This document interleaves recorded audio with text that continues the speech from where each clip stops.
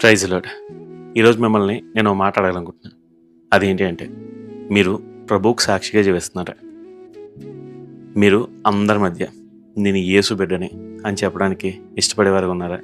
లేదంటే మొహమాట పడుతున్నారా? ఇబ్బంది పడుతున్నారా? సిగ్గుపడుతున్నారా? మీరు మీ సాక్ష్యం చెప్పేవారుగా ఉన్నారా లేదా? ఈ మాటలన్నింటినీ మీరు జాగ్రత్తగా ఉండండి. ఒకవేళ మీరు ప్రభువు కోసం సిగ్గుపడేవారుగా ఉంటే, ప్రభువు మీ జీవితంలో చేసిన కార్యాలను వివరించలేని వారుగా ఉంటే, ప్రభువుకు సాక్షిగా లేకుండా ఉంటే, ప్రభువు మిమ్మల్ని బట్టి చాలా బాధపడుతున్నాడు.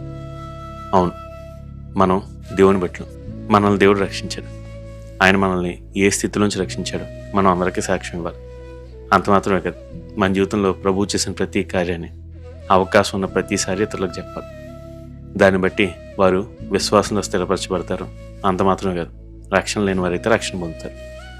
అయితే మనం కానీ వాటన్నిటినీ దాచివేసి ప్రభువుకి మనం సంబంధించిన వారిగా ఉండకుంటే, మన సాక్ష్యాన్ని పంచుకోకుంటే, మన ఐడెంటిటీని దాచివేస్తూ ఉంటే ప్రభువు దాన్ని బట్టి చాలా బాధపడతాడు.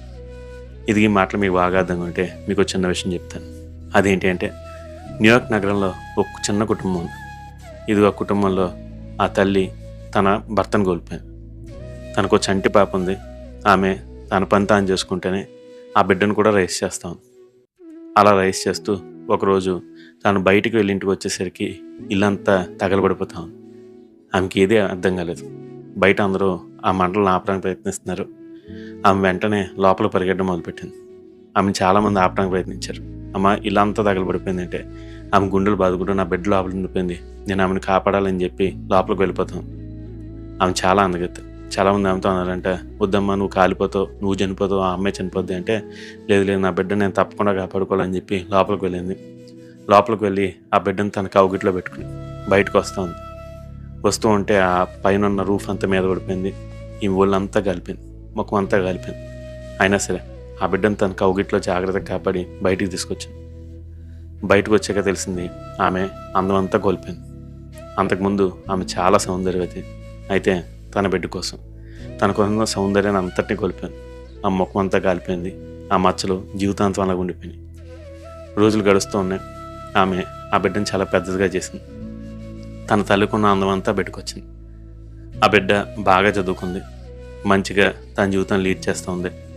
ఒకరోజు తన తల్లితో పాటు కలిసి ఆమె పడవలో ప్రయాణించడం మొదలుపెట్టింది. అలా పడవలో వెళ్తూ ఉండగా తన ఎదురుగుంటే ఒక అందమైన అబ్బాయి ఉన్నాడు. ఆ అమ్మాయితో ఆ వ్యక్తి మాట్లాడుతూ ఉన్నాడు.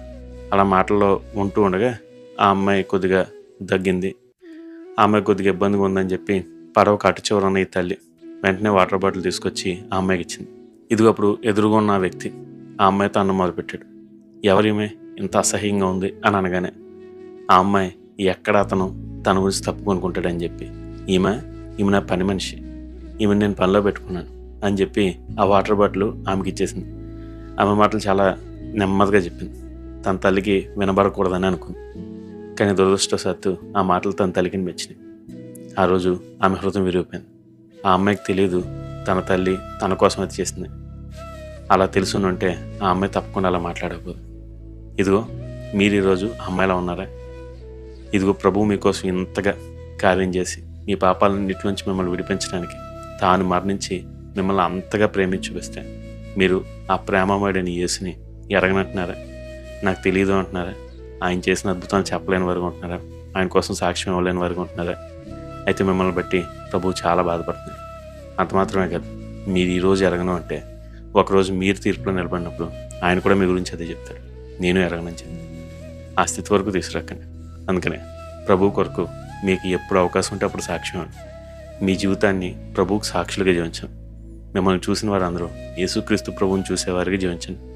అప్పుడు దేవుడు మిమ్మల్ని బట్టి మహింపరచబెడతాడు. అంత మాత్రమే కాదు, తన కనపరిచేవాడిని ప్రభు ఎప్పుడూ కనపరుస్తాడు. అలాగే మిమ్మల్ని కూడా దేవుడు కనపరుస్తాడు. మరి రోజు చాలా చేస్తారు కదా. God bless you. Have a blessed day.